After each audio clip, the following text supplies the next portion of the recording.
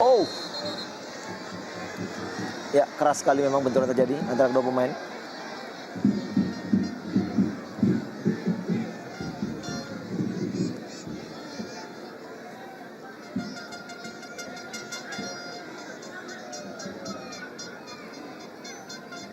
Dua pemain terlibat duel dan masih tergeletak kali ini. Wasit Armando Pribadi. Cukup tegas Armando, kita lihat dengan protes yang dilakukan oleh pemain Bandung tadi. Tidak digubrisnya dan dia menunggu katanya Haryono yang akan diberikan kartu kuning atas pelanggaran yang terjadi.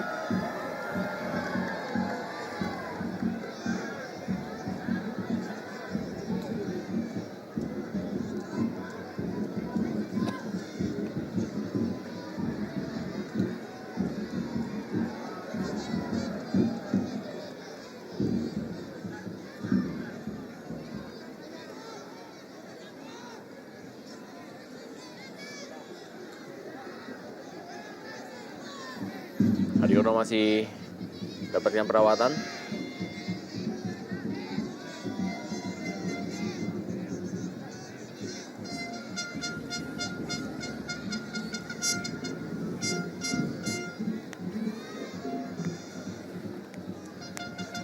Ya, kartu kuning diberikan kepada Haryono.